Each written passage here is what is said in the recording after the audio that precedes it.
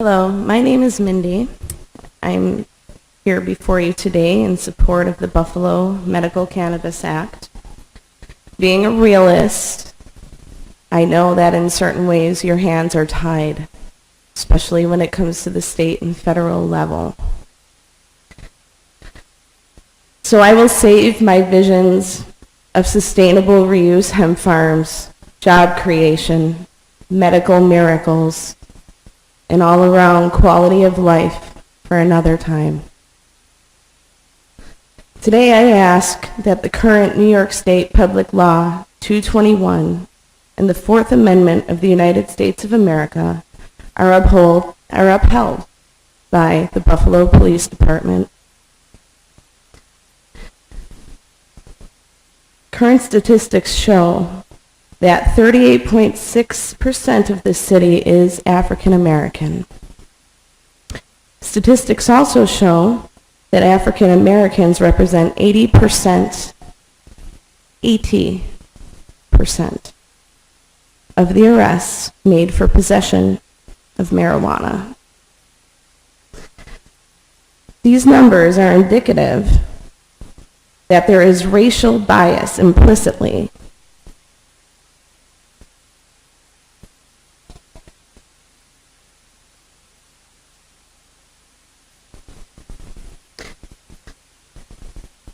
Public Law 221 in the City of Buffalo,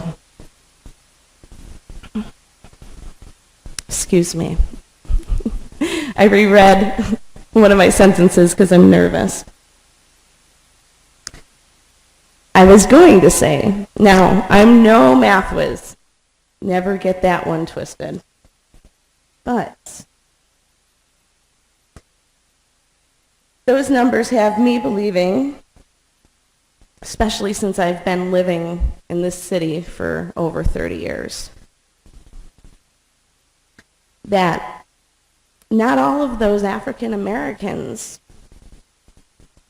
were carrying over the legally allowable limit.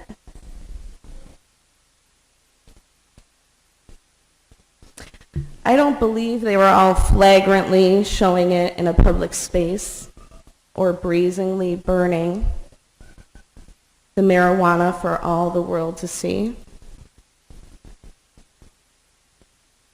These numbers are indicative of a system that supports the new Jim Crow and the agenda to imprison minorities, to ensure public jobs, provide government subsidies, and maybe even free labor.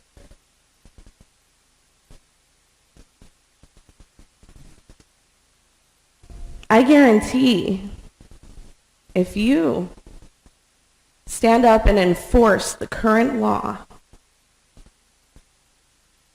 make sure that it's properly observed, there will be more time to investigate real crimes and catch real criminals.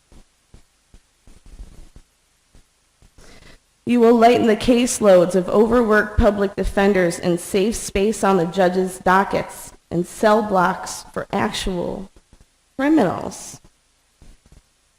Every person on this panel today knows marijuana is not a threat to this city. Not in comparison to the heroin epidemic that has people dropping like flies.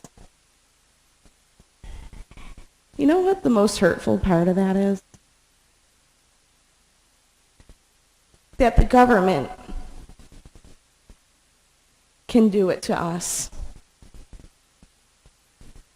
But we don't have the freedom to choose.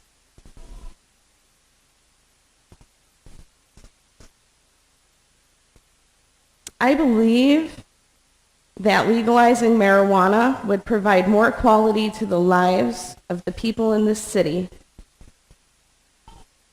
people who may suffer otherwise. How are we to feel if the law is only followed when it is good for the agenda?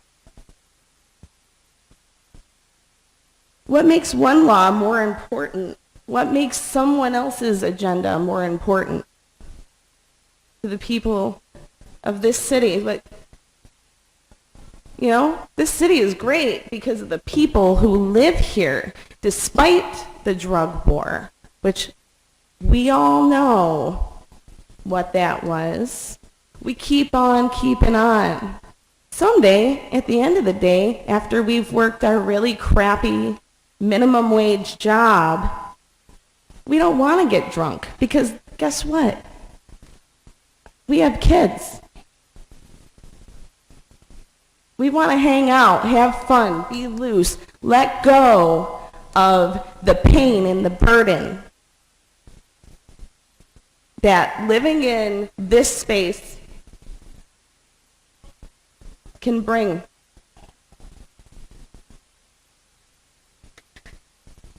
You know, breaking the law when police do it, I just don't understand how two wrongs can make a right. It doesn't. If you would like the people of this city to adhere to the law, may I suggest that the law keepers provide an example of what that may look like. Maybe then this city will be great in light of the law and not in spite of it.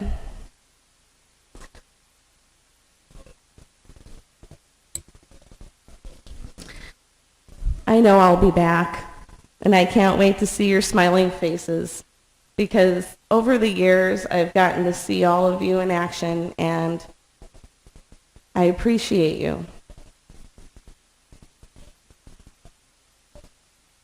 PTSD, those thoughts, they can be released. Marijuana does help. These poor guys have demons riding on their back. You can help release them when the time is right. Just remember these words.